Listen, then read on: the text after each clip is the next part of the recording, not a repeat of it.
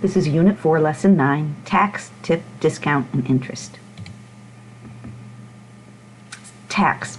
Sales tax is an additional amount of money that a buyer must pay when purchasing an item. Sales tax is collected by the state, so the store gets the amount that's the cost of the item, and the sales tax amount is paid to the state where the item is purchased. Sales tax is based on a percentage of the cost of the item.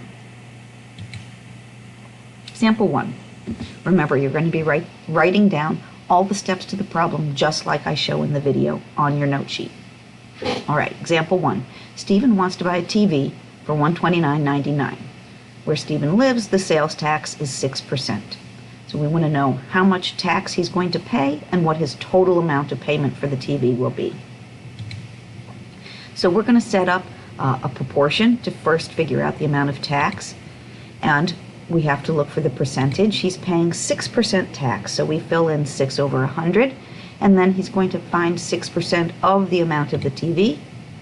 So we put in $129.99 for the amount of the TV, and X will be our variable for the amount of tax.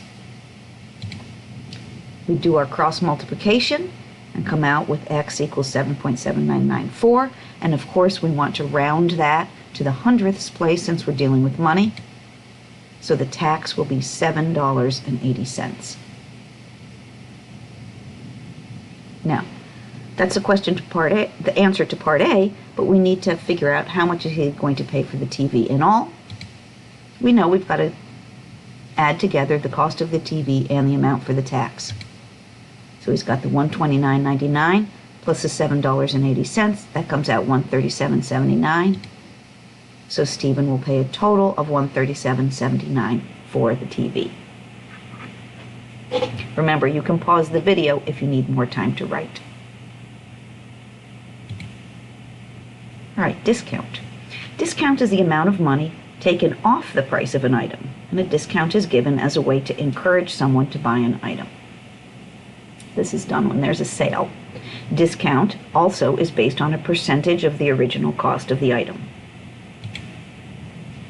All right, Sandy wants to buy a new tablet. The original price is $199. The store is having a 15% off sale on tablets.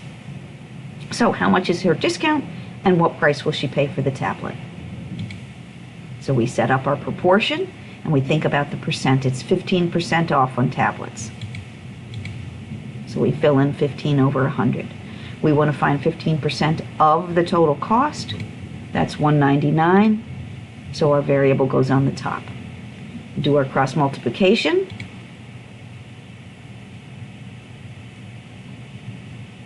And so it turns out her discount, her 15% off, is going to be $28.85. To figure out how much she's going to pay for the tablet, we're going to take the cost of the tablet and subtract the amount of the discount.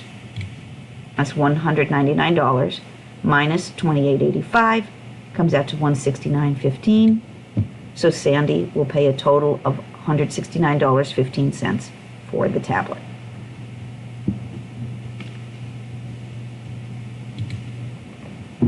All right, a tip. A tip is an additional amount of money that a buyer decides to pay when purchasing a service. This tip often goes to the person doing the service, such as a waitress or a hairdresser, rather than to the business where the service is offered. Many jobs are set up so that the person gets a base amount of pay that's fairly low, and then they make most of their money in tips. That's how it works for waitresses or waiters.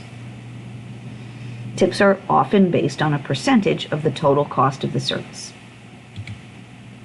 All right, Tamika goes to dinner, and the bill is $45.53.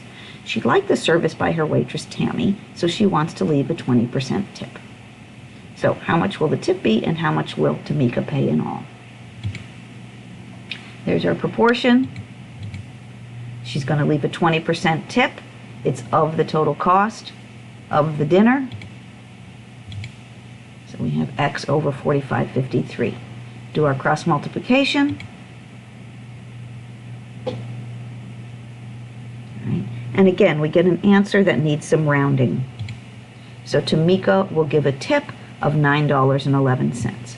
Now, typically, people round that amount, so she might actually just leave $9, but we're going to leave it $9.11 for the purpose of this problem. Figure out how much Tamika is going to pay. She adds the cost of her dinner plus the tip. It's $45.53 plus $9.11. So Tamika will pay a total of $54.64 for the dinner. All right, interest.